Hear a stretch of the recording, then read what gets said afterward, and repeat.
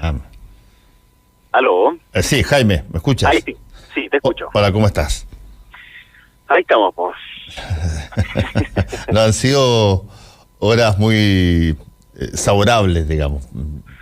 O sea, yo creo que ha sido un mes completo muy difícil para todos los chilenos y obviamente nosotros ahí estábamos bajo harta presión también, mucha pega, y yo celebro el hecho que podamos haber llegado a una solución política frente a una crisis social y política, porque Chile ya tuvo experiencias de que frente a crisis sociales y políticas el resultado fue malo, y esta, para mí quizás lo principal es que ese acuerdo por la paz y por la nueva constitución es que hay un acuerdo político para una crisis social y política, y eso me parece que es muy atinado para fortalecer nuestra democracia de futuro.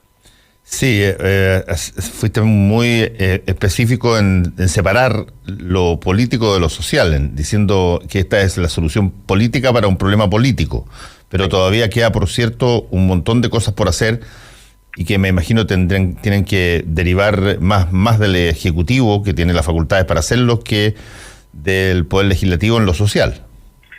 Completamente, y de hecho, desde hace rato que nosotros decíamos, oye, cambiar la Constitución, sea cual sea el mecanismo, puede tomar 2 años, que es más o menos de lo que debería tomar en caso que se apruebe el cambio y que sea ya sea a través de una convención mixta o no, se va a demorar eso. Y por tanto uno no puede decir, ya no, si vamos a tirar todo para 2 años más, a ver qué hacemos. No, ahora donde tiene que ponerle la mayor urgencia a esa agenda social, especialmente en los temas que tienen más acogotados los chilenos, que son sus pensiones, que es salud, que es seguridad, que son los sueldos o el costo en la calidad de vida. Esas son las cosas que nos han dicho repetidas veces, especialmente a las familias de clase media, que tienen esta incertidumbre de futuro y a las cuales tenemos que abocarnos ahora en el corto plazo, en los próximos 6 meses, para poder resolver la mayor cantidad de ellos. Estamos conversando con el diputado de la UDI, Jaime Belolio. Diputado, hay un punto que parece obvio, pero no se ha tocado demasiado, que es que cuando se modifica una norma que está funcionando, o se va a modificar, por ejemplo, en este caso una constitución completa, no es un desarrollo, llamémoslo así, o una cosa que afecte parejamente a todos. Hay algunos que, como su partido, tienen una posición de defensa histórica de esta Constitución. Otros han titubeado o han aceptado regañadientes ellos, y hay otros que lisa y llanamente no están de acuerdo para nada con la Constitución de 1980 reformada varias veces, pero por lo tanto hay algunos que se pueden sentir más perdedores en esto que otros, y por las caras que se expresaron en el día de la firma, estaba claro que eso estaba mucho más en su sector que en el otro lado, ¿no? A ver, yo en eso, Fernando, yo creo que es bastante evidente que Chile Vamos es el que tuvo que ceder mucho más. Sí. Y entre otras cosas porque varios de nosotros hace mucho tiempo decíamos que había que reformar la Constitución, pero cosa distinta era hacer una convención constituyente para que partiera de cero. Por de pronto, la actual Constitución ha sido cambiada prácticamente entera, más de 200 artículos, más de 35 reformas profundas a la misma, pero hoy día lo que se plantea es otra cosa distinta, ¿no? Que es partir un ciclo nuevo. Y a mí me ha tocado, especialmente en los últimos 6 años, defender muchos aspectos de la actual Constitución, pero yo creo que ya varios de ellos estaban un poco resquebrajados y entonces cumplieron un ciclo y ahora se necesita otro. Y déjame ponerte un ejemplo. Cuando ya hemos elegido presidentes con escaso margen frente al segundo en la segunda vuelta, que tiene un parlamento muy atomizado y sin importantes mayorías, eso significa que es muy difícil que puedan llevar adelante su programa de gobierno. Y eso es súper frustrante para quien vota por ese presidente o presidenta. También, porque no puede llevar adelante lo que quiso votar, es frustrante para el que está en la oposición, porque tampoco puede proponer sus cosas, y es frustrante también para quienes no votaban, o más bien les reafirma que dado lo mismo que saliera, no cambiaban las cosas. Eso yo creo que es algo que es bastante estructural y necesitamos cambiarlo. Otro aspecto, una mirada demasiado cortoplacista de la política, que hace que los gobiernos, en vez de durar realmente 4, duren como 2 nomás. Todo ese tipo de cosas van socavando parte del diálogo político que tiene que darse adentro del Congreso, entre el Congreso y el Ejecutivo, y yo creo que es necesario entonces que tenga una completamente distinta. Después, otro aspecto que, comillas, eran más conservadores, llamémoslo así, dentro de la propia Constitución, que también estaban un poquito resquebrajados. O sea, que a través de recursos de protección se pudiesen empezar a hacer políticas públicas, que ciertas interpretaciones hicieran que no iban exactamente a la letra de la Constitución, o que el propio Tribunal Constitucional, que existe en cientos de países, al final no pudiera ejercer realmente su control constitucional porque se ocupaba más como instrumento político, ya sea para pegarle como para no pegarle. Todo ese tipo de cosas, creo que es momento que podamos resolverlas para una democracia mucho más sólida en los próximos 20, 30 años. Y esa nueva Constitución lo que hace es darnos un punto de vista, no de la construcción de una política que miraba para atrás, sino que una política que mira para adelante. Y el hecho de que hayan 2/3 genera una cuestión que va a ser difícil de administrar. Y eso es que he visto aquí a algunos profesores constitucionalistas, así como de bien izquierda, diciendo se acabó el derecho de propiedad, se acabó el derecho... Lo que no han entendido es que esa constitución radical que ellos quisieran, tampoco van a poder hacerla. Porque de lo que se trata los 2/3 es que los distintos sectores que van a tener 1/3, llamémoslo así, yo creo que la centro derecha va a sacar más de 1/3, y si hay una izquierda más radical que saca 1/3, bueno, quedan empatados en bloqueo.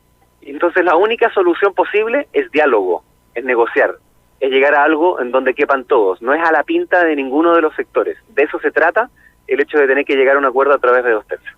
Estamos conversando con el diputado de la UDI, Jaime Belolio. Sí, ha habido harta discusión sobre eso y me imagino yo que lo que va a haber y va a ser, y yo espero que sea bastante, es que se inicie comunicacionalmente, si se quiere, en todo orden de cosas, un camino pedagógico para entender determinadas cosas que van a pasar.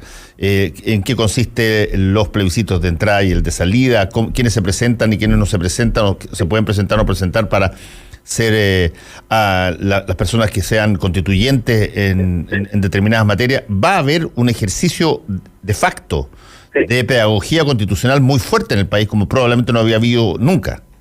Sí, no, por supuesto, y además hablar de constitución igual es bastante técnico, porque una cosa es como ir viendo artículo a artículo, y otra cosa distinta es lo que le llaman los constitucionalistas como la orgánica de la Constitución.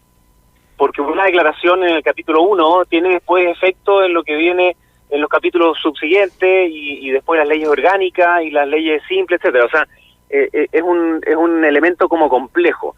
Pero algunas de las cosas que mencionaste tú, lo que ya está acordado plenamente es que vamos a tener este plebiscito de entrada que tiene 2 preguntas. La pregunta número 1 es si usted está de acuerdo o no con cambiar la Constitución. Y las personas que pongan apruebo o rechazo, independiente de su voto en apruebo o rechazo, después igual van a poder votar por el mecanismo eventual para cambiar la Constitución. Sí. Es decir, una persona que diga que rechaza cambiar la Constitución, igual puede votar por un eventual mecanismo. Sí. ¿Por qué? Porque en la eventualidad que gane el sí, igual hay que escoger uno de las 2 alternativas, o al revés, en la eventualidad que gane el no, el que votó que sí y una alternativa igual pierde su voto, ¿se entiende? Entonces, se puede votar por las 2 cosas. Y una vez hechas esas 2 cosas, escogida una de las 2 alternativas, va a venir una elección. Depende cuál es la que gane, van a haber igual elecciones generales en donde no está, o sea, lo que está claro es que es bajo el mismo sistema que los diputados, o sea, con esos distritos con sistema proporcional. Sí. Pero ahí ya nos metemos en la madeja de, bueno, ¿y qué pasa con los independientes? ¿Tienen que ir solos o pueden agruparse en una lista? Ese tipo de cosas son las que va a resolver esta comisión técnica que tiene que proponerle estos cambios al Congreso, porque es el Congreso actual el que tiene que aprobar todo esto para habilitar todo este procedimiento. Sí, y recordemos que esto, que haya cosas sin determinarse en términos concretos todavía, es parte de todo proceso constituyente en cualquier país del mundo, digamos. Todos ellos parten diciendo vamos a tener nueva constitución y después se especifican cuáles son los detalles de los fundamentos de cómo se va a hacer cada una de las cosas. No es que se haya dejado en la ignorancia, sino que eso corresponde a una cosa técnica nomás. Por supuesto, y además cuando se llega a un acuerdo marco con varios puntos que trataron de llegar al máximo detalle en varios aspectos, pero era imposible ya ponerse a dibujar cada una de las cosas que son necesarias ahora aprobar en el capítulo 15 de la actual Constitución para permitir todo este sistema que estamos hablando. Sí, es el principio de buena fe, ¿no? Porque ahí se acordaron varias cosas en letra, pero también en espíritu, que hay que ir materializando en estos días. Sí, la presidenta de su partido, Jacqueline Van Rysselberghe, el senador Juan Antonio Coloma, ayer dijeron que iban a votar que no, o sea, en contra de una nueva constitución.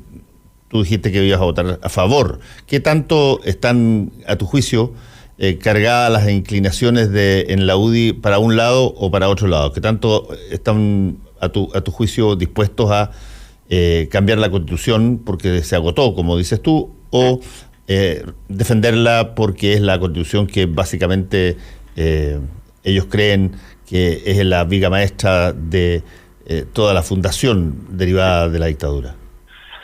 A ver, el mismo día que cuando estábamos ahí tratando de llegar a acuerdo, vimos este punto, porque iba a ser difícil en el fondo que si yo extremaba la posición de que sí, y otros extremaban la posición de que no, entonces iba a ser una ruptura al interior de los distintos partidos.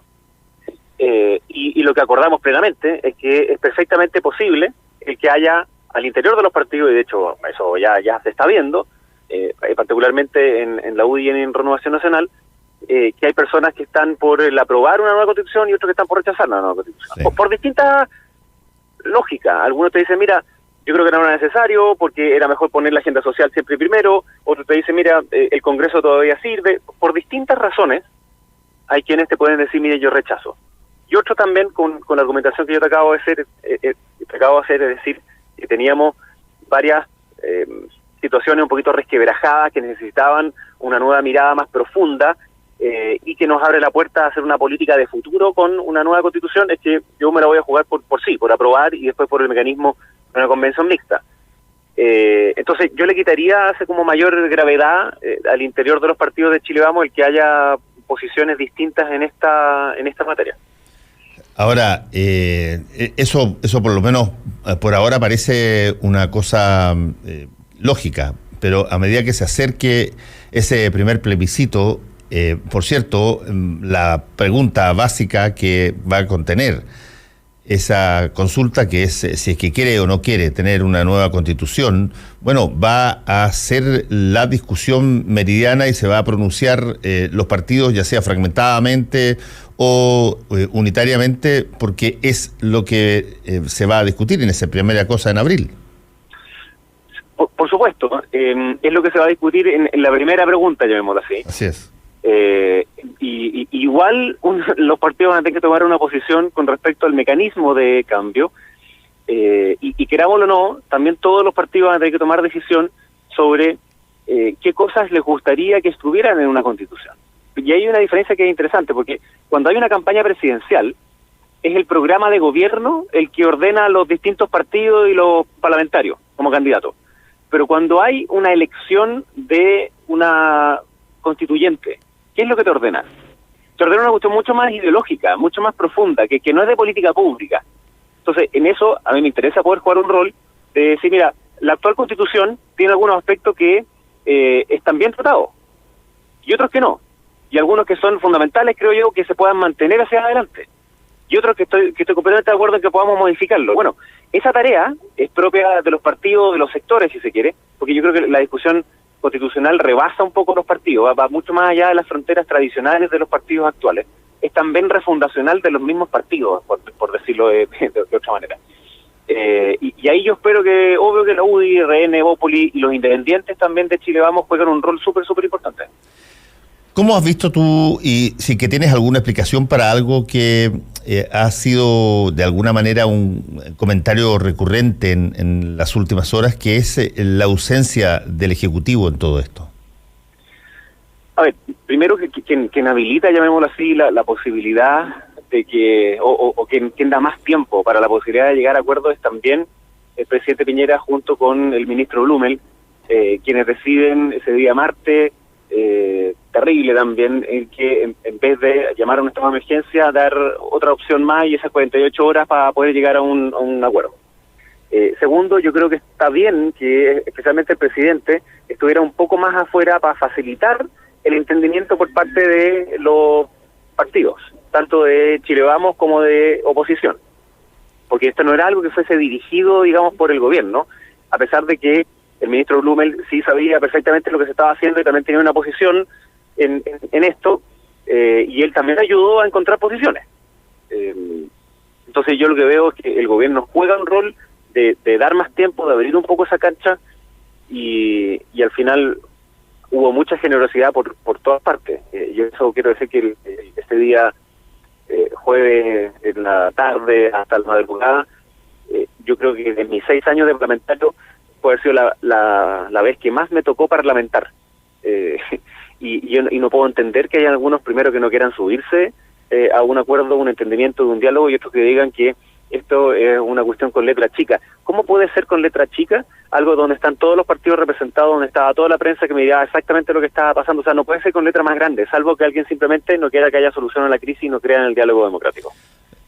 Y te voy a dar otra opción. La otra opción, que es la que yo creo, y la planteé incluso ayer en un programa especial en CNN, es que yo creo que hay daño, Jaime, hay un daño muy grande, por ejemplo, en ciertos sectores de la centroizquierda, hay un daño muy grande porque se ha creído muchas veces que muchas de estas cosas que se han establecido como que eran la solución del problema, se demostraron que después de un cierto tiempo no cambiaban las cosas o las derivaban con otra forma a una misma situación de problema. Fue lo que, por ejemplo, buena parte de la generación que hoy día compone el Frente Amplio considera que el 2006 los vencieron con los brazos arriba y toda la situación que tenía que ver con la educación, y después los humillaron. El 2011 lo mismo se plantea respecto al movimiento universitario, y por lo tanto hay daño en términos, y por lo tanto escepticismo. No sé si es que ellos, enfrentados a la papeleta, están en un punto donde van a preferir votar que se mantenga la Constitución, lo que supongo que no, o que voten en blanco o nulo, lo que ayuda también a que se mantenga la misma Constitución. Pero hay un daño que se reconoce, digamos. Sí, no, yo, entiendo el escepticismo importante por parte de la ciudadanía, de decir, oye, yo quiero que las cosas pasen, no solamente que se digan que van a pasar. Y ahí también, como tú decías al inicio, en esta especie como de pedagogía sobre lo constitucional y otro, uno de los puntos es también sobre expectativa, porque no basta tener una constitución que garantice muchos derechos para que ellos ocurran. Y está lleno de constituciones en el resto del mundo donde pueden estar muy bien escritas, pero para que esas sucedan, no solamente tiene que estar escrito en la Constitución, sino que tiene que haber el mecanismo real, tiene que haber un contenido de facto, digamos, que te permita, o sea, para decirlo fácil, no basta que uno ponga en la Constitución la educación será gratuita y de calidad. No, para que sea efectivamente gratuita y de calidad tienen que pasar muchas otras cosas, y esas otras cosas no son inmediatas. Entonces, es cierto, y los factores para aumentar esa credibilidad hoy día es esa agenda social que te decía yo, porque esto va a ser un arreglo, comillas, político que nos incorpora a todos los ciudadanos, pero si es que no se avanza en esa agenda social que es urgente, entonces obviamente va a empezar a aumentar el escepticismo de decir, oiga, hicieron este acuerdo como para postergar la cuestión, y yo no estoy disponible para que eso suceda tampoco. Jaime, el acuerdo ha ocupado buena parte de las noticias, pero tú has hecho referencia ya 2 o 3 veces a la agenda social, que poniéndolo en fácil, es todas las cosas sectoriales que necesitan y que estaban en discusión, desde las AFP, desde la situación de medicamentos, las situaciones de ingresos, en fin, que por una parte es obvio que muchos de esos temas se van a tratar en la nueva Constitución, pero por ahora se necesitan soluciones relativamente rápidas. ¿Qué tanto ves tú que ahí puede haber también piso para un acuerdo? Bueno, espero que ese mismo rol de parlamentar que nos tocó hacer a muchos el otro día, que en el fondo dejamos parte de nuestras armaduras y escudos para encontrarnos con el otro y sacarnos un poquito la chapa de donde a veces nos paramos, también se puede hacer para estos temas de esta agenda social. Eventualmente, cuando si se aprueba el cambio a la Constitución y a través de cualquier mecanismo, ahí se va a tener que también arreglar qué se hace con las leyes orgánicas que muchas veces se están discutiendo, porque ahí sería razonable decir, oye, si estamos haciendo una nueva constitución. ¿Tiene sentido cambiar orgánicamente algunos aspectos actuales mientras no salga eso otro? Entonces ahí se va a dar ese debate. Sí va a estar en las leyes simples que necesitan de actualización permanente, pero en lo otro no es tan obvio. Entonces, por lo mismo, yo espero que uno pueda cerrar la mayor cantidad de temas posibles antes de que iniciemos ese trámite ese proyecto de nueva constitución, porque de lo contrario van a pasar algunos meses en los que se va a hacer más lento esto. Entonces yo preferiría que cuanto antes, así como ha habido ese acuerdo, que falta materializarlo en varios detalles, también tengamos bastante acuerdo en cómo resolver muchos de los aspectos, como decíamos antes, que tienen a millones de familias de clase media bien acogotados, que son estos que decíamos en materia de salud, en materia de pensiones, en materia de costos de vida, y por tanto es sueldo, pero también eran las cuentas de la luz, las cuentas del transporte, los medicamentos, y ese tipo de cosas. Yo creo que estamos cerca, porque ya no los gallitos tradicionales creo que también hay que dejarlos un poquito de lado. Bueno, pero eso implica de alguna manera tener que ver esos temas como no solamente con la urgencia que se requiere, pero además, a ver, te lo pongo de la siguiente forma, Jaime, no buscando que duela lo menos posible, llamémoslo así, no buscando tener el menor costo imaginable posible. Aquí se tiene que, me imagino, abordar la agenda social que efectivamente haga mella, que efectivamente haga un cambio trascendental y no hacer algo que parezca bien, pero que en realidad no llegue tan profundamente como se necesita. Sí, totalmente de acuerdo contigo, pero también hay un límite, y que no hay que hacer cosas que suenen bien, pero que en verdad sean impracticables en el futuro. Entonces hay un límite, porque hoy día económicamente el país le va a costar volver a estar como estaba antes. Y de hecho ya venía un poquito para abajo. Entonces le va a costar, y entonces uno no puede hacer ofertones, porque las mismas expectativas de esas personas también van a terminar completamente frustradas si es que uno promete cumplir cosas que después no son cumplibles. Lo cual no significa que no haya que hacer un esfuerzo gigantesco ahora, especialmente en esta agenda social, y que yo creo que sí se puede hacer, es justo hacerlo y es completamente necesario que lo hagamos con todo. Por último, Jaime, después de firmarse esto y después de observar cómo esto ha impactado en los distintos sectores, en el caso de la UDI, ha habido, bueno, como te digo, si bien hubo firma de su presidenta, está claro que fue algo a contrapelo, por lo menos no se reflejó una gran alegría. Y por el lado de la oposición, tuviste lo que pasó ayer en las funas y el bullying que le hicieron a algunos dirigentes del Frente Amplio, las propias personas que pertenecen o que giran en torno a eso. Va a ser también algo que va a tener que comunicarse, que va a tener que de alguna manera legitimizarse como fórmula. Sí.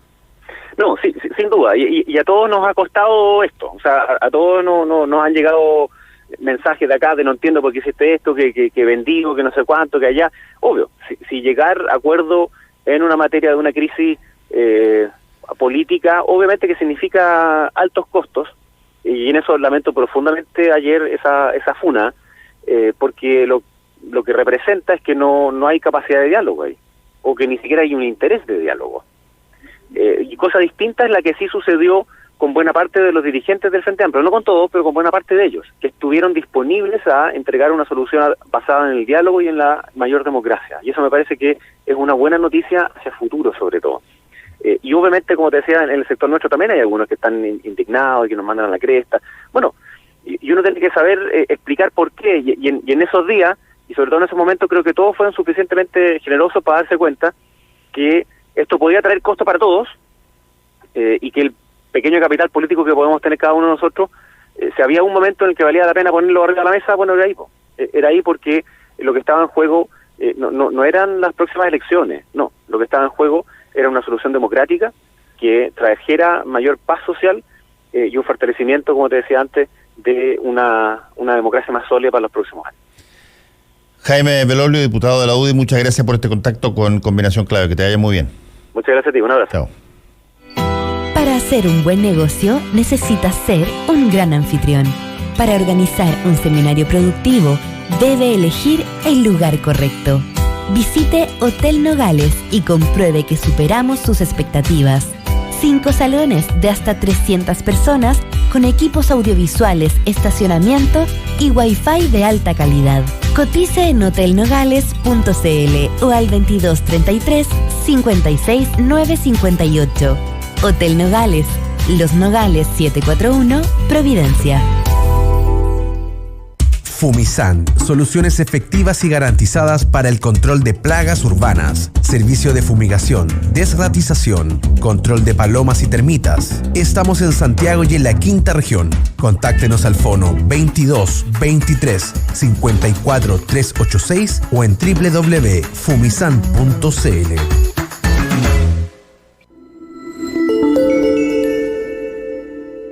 Nos hemos decidido a revelaros este misterio porque no consideramos justo el que vosotros, grandes y verdaderos amigos de lo auténtico, os sintáis engañados, no ya por vuestros padres, naturalmente, sino por otras opiniones ignorantes. Hola, ¿cómo están? Soy Jani Dueñas, actriz, comediante, locutora, y quiero recomendarles un libro precioso que se llama El Libro de la Tristeza, de Gabriel Ebensberger. Él es ilustrador y escritor y va a estar disponible en todas las librerías muy pronto. De hecho, ya está. Así que búsquenlo, es un súper buen regalo de Navidad. Es un libro infantil, pero que también es para adultos y habla de la tristeza y de la alegría y del poder de la imaginación. Y eso es para todos. Así que esa es mi recomendación. Yo siempre estaré a tu lado. Yo siempre estaré a tu lado. Yo siempre estaré a tu lado. Yo siempre estaré a tu lado. Es una señal. Los tiranos vienen hacia acá y estamos listos para ello. Tendremos que hacer algo.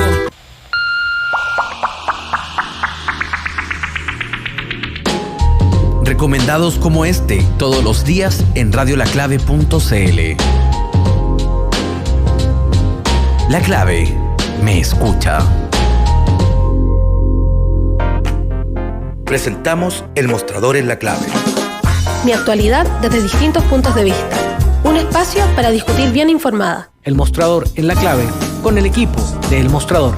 La Clave me escucha. Estamos ya con El Mostrador en La Clave. Está con nosotros Federico Llanón y también Santiago Escobar. ¿Cómo están? Muy buenos días. Muy buenos días a los auditores, ya a don Fernando y a don Federico.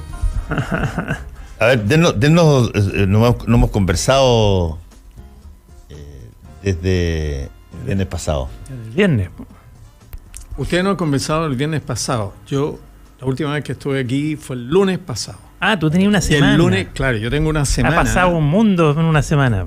Y eso iba a decir. O sea, la velocidad de este proceso, yo creo que es pocas veces visto en la historia. Bueno, todo el mundo habla de las condiciones nuevas de la política. Una de ellas es la velocidad y la asincronía que hay entre los escenarios políticos donde se toman decisiones, Congreso, las relaciones ejecutivo-legislativo, etcétera, etcétera, y lo que pasa en la realidad de repente cuando existen aceleradores de la agenda política. Uno de esos aceleradores son las crisis económicas. Otros son las crisis sociales y en Chile son las crisis institucionales. Porque señales había, pero lo que detona todas las cosas siempre en Chile son crisis o problemas institucionales a los cuales después se agrega una agenda, en este caso se agregó una agenda social absolutamente imprevista, acumulada, sobreagregada, y a la cual se subieron además, porque hoy día tenemos el 50% más de lo que teníamos el 18 de octubre pasado. Y tal vez más. Y se siguen agregando. Entonces, y ya tenemos nueva constitución, o sea, un proceso, digamos, ya estamos en mundo. Yo te digo, en una semana nosotros... Pero a mí, oye, menos tiempo que tuvimos el viernes, yo te diría que entre el viernes y hoy día, lamentablemente, el presidente Piñera ayer dejó pasar una oportunidad única. Avisó su departamento de prensa de que iba a hacer una conferencia, ¿cierto? Se iba a dirigir al país 9 de la noche y todos dijimos, bueno, por fin se va a subir al caballo, ya no se ha subido, los parlamentarios hicieron la pega, se va a subir y va a ser lo único en relación con lo que dice el Chago. Lo único que le falta que es de verdad profundizar la agenda social y comprometer recursos aunque hoy día no estén, pero con un una gradualidad de cuando estén. Y para eso tiene que hacer política. Y a él le toca, porque él es el presidente de la República, tiene la llave para ciertas cosas claves, como es el mayor gasto. Recordémonos que en Chile el sistema actual de esta constitución llena de trampas y de defectos, que afortunadamente estaba en proceso de cambio, una de esas trampas y defectos es que los parlamentarios y nadie sino el presidente, solo el presidente y su gobierno tienen la posibilidad de gastar más. Es decir, cualquier proyecto de ley que implique uso de fondos públicos, aumentar los fondos públicos que se van a emplear en algo, solo puede ser de iniciativa del presidente. Y si estamos hablando de que se pide a gritos y con justicia una agenda social que beneficie a la clase media y a los sectores más desposeídos con urgencia, el que tiene la llave es el presidente y el gobierno, no la tienen los parlamentarios, no la tiene la calle, no la tiene... Oye, todo eso puede ayudar. Pero entonces uno decía, bueno, va a ser una intervención, va a de verdad a comprometerse.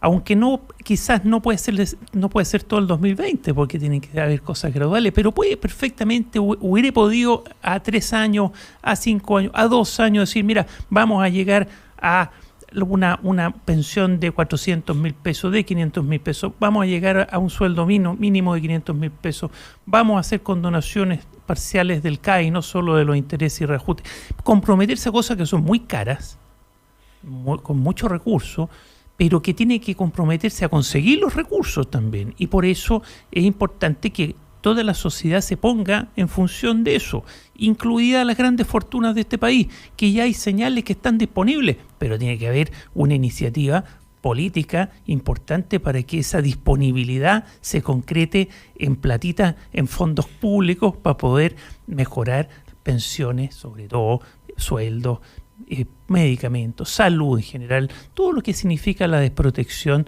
de la clase media y de los más desposeídos. Entonces, era la oportunidad. Y estoy muy cabreado porque desaprovechó la oportunidad una vez más. Oye, y no dijo nada nuevo, dijo lo de siempre. Lo de siempre, dijo lo que ya se venía sabiendo durante toda la semana. Y además se dio un lujitos tontos de tratar de pasar a la historia diciendo que él fue clave en las decisiones que tomó para que hubiera este acuerdo de cambio de constitución, cuando la verdad es que le pasó por arriba y tuvo que mirar desde la vereda, lo que estuvo bien, porque si se metía la iba a... en buen chileno la iba a cagar, menos mal que no se metió. Y resultó el acuerdo político, le dio las gracias a la clase política, a los parlamentarios por llegar a un acuerdo político, lo que es una tontera, es la pega a los parlamentarios, que le hicieron bien.